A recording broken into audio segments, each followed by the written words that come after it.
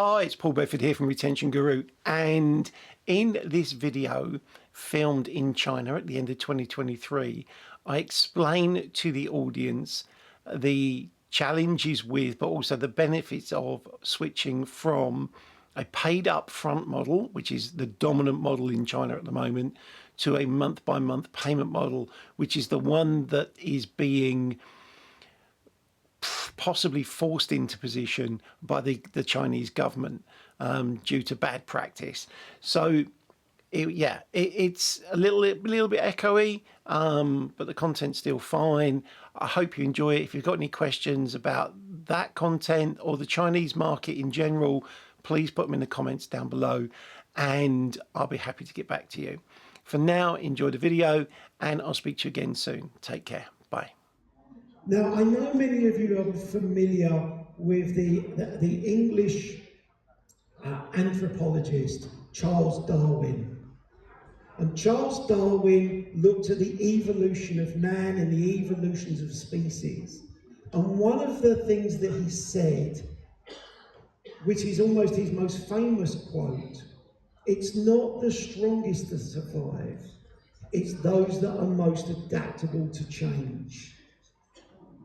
So when you're adaptable and you're ready to change, you're ready for something to come into the market, you know what you're going to do, you can outperform your competitors. The other expression that I like, and I don't know where it comes from, it's not the big that eat the small, it's the fast that eat the slow. And you need to be fast to change when this type of change comes along. Now I want to show you this. This is a slide that I show all of my students on my trainings. And it's a test, so you need to pay attention. This is an example of two clubs on monthly payments. Club number 1 joins 1,000 members. Those 1,000 members stay 3 months, and then all 1,000 of them quit. Club number 2 joins 1,000 people. They stay 12 months and then 1,000 people quit. Here's the question. Which one of those two clubs would you rather be the owner of? Put your hand up if you want to be the owner of club number 1. This one. Put your hand up if you want to be the owner of club number 2. Put your hand up if you're confused by the question. This club, let's do it as 100 RMB for every 1,000 people. Yeah, so 100,000 RMB each month. 3 months worth of membership worth 300,000 RMB. 12 months worth of membership worth 1.2 million RMB. The longer you keep your members, the more money you make. In the month-by-month membership model, the more months you keep them, the more money you make. And your job is to keep them for as long as possible. Now, there are different types of agreement that we have in different countries, and I just want to explain this just briefly. We have things called contracts. These are legal agreements, which if I say I'm going to make 12 payments, I have to make the 12 payments. I have no choice in it. I also can have an agreement. Now, an agreement is I promise to make 12 payments, but I may not make all 12 of them. I'm going to show you a typical, what's called a survival curve in the next slide. Let me explain it so that you understand. Across the bottom is months since joining, not January, February, March, April, May. It's months since joining. Up the vertical is the percentage of members. So I always use 1,000 as my example, 1,000 members. So assume you have 1,000 members. When you have a 12-month contract, you get all the money, but it's spread over 12 months. But you're guaranteed the money. If you have a 12-month agreement, you get most of the money over a 12-month period, but some people stop paying or drop out, so you don't get all of the money. Now, some businesses prefer to do agreements, some prefer to do contracts, and in fact, in some countries, it's very difficult to make it a contract. You just have to almost cross your fingers, deliver a really good service, and hope they'll make all 12 payments. In this example, because we've got a contract with dark blue, we know 100% are going to pay for the first 12 months. But here we can see only about 77% or 770 members are still paying at the end of 12 months. Done that. Done. This is okay. This is probably what you'll see when you switch to monthly payments. So in the first month, you get all 1,000 pay. In the second month, 950 pay. In the third month, 850 pay. And if you didn't sign up any new members, by the time you got to 12 months, you'd only still have 410 people out of your original 1,000. Everything under the line is money. And my learnings of being here in China is Chinese people love money. In fact, you don't even say Happy New Year, do you? You say, let's make money. So I know money's really important to you. What you have to do is make sure the work you're doing keeps this as high as possible. Now, we're never going to be in a situation, hopefully, COVID again, where no new members join. So each month you're going to be selling new memberships. But the longer you keep the members you sign up, the more revenue you generate, the more income you get. But this is what you can expect to see as a difference if you do nothing to look after your members when you shift from upfront pay to monthly pay. And remember, everything under the lines is money. So here, you'll only get about 40, across the year, you'll probably get about 60% of the income that you got when you did upfront pay. Only 60% of the income compared to if you did upfront pay.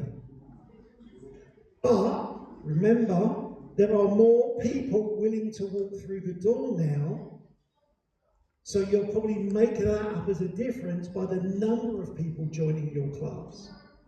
And because you'll move to monthly pay, you'll also get more income because you're not paying as much sales commission. This was a study we did in Australia. This was a study of almost 1 million people. And down the side, you can see the different types of contracts listed, both in Chinese and in English. Now you can see the one that stayed the highest was the 18-month agreement. We know it's an agreement because it's not a straight line across the top like a contract would be. The worst was the 3-month membership. Pay for 3 months and then upfront and then pay month by month by month. Because what happened was the people who bought 3 months stayed for 3 months, then left. The people who bought a 6 month stayed for 6 months, then they left. In fact, month by month actually outperformed a 3-month upfront agreement and a 6-month upfront agreement. And in fact, most business models, in fact, the clients that I advise, I say that where you can, you want 3 types of membership card. 1, paid up front, because the person can afford it and they don't mind spending the money now. 2, a 12-month agreement, which is slightly more expensive, but it's an agreement to make 12 monthly payments and you collect each month. And the third one is month by month but no contract, where you are reliant on them making a reoccurring payment every month. By having those 3, you open up to the widest market. Just be aware that when you have 3 like that, the one that's the most popular is actually the month by month, because it has the least risk. This is just an example from a club that I worked with a few years ago when I first took their data from their system. What I saw was this. After joining, by the end of the first month, they'd lost 40% of all of their new joiners. So of 1,000 new joiners, they've lost 400 in the first month. How do you stop that from happening?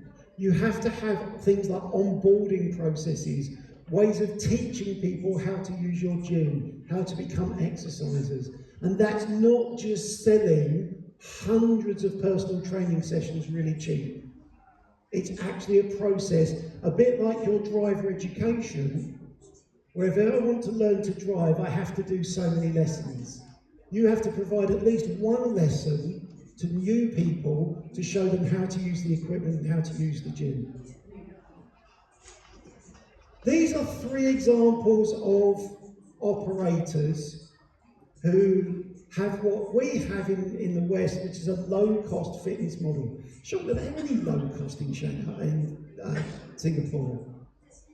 No, because the rent's too high, isn't it? Oh, that's what I thought when you were showing the things. So a low-cost operator works like this. They have thousands of members, big exercise spaces, almost no staff, and they charge a joining fee, a month by month by month. Now, to give you an idea, this is the biggest one in the UK. In the UK, we have 78 million people. We have 7,500 clubs. And this is the biggest operator with nearly 300 clubs. But their 300 clubs equal 25% of all the people who are exercisers in the UK. That's how many members they've got. So it's low cost but high volume. But you don't have many staff. There are rules to the different models. Planet Fitness in America, I think, are now at over 2,000 locations. They have resistance machines, cardio machines, and they have dumbbells to a maximum weight of 30 kilos. They have no free weight benches. They have no squat racks. It is a business designed purely for new exercisers. They have no personal trainers.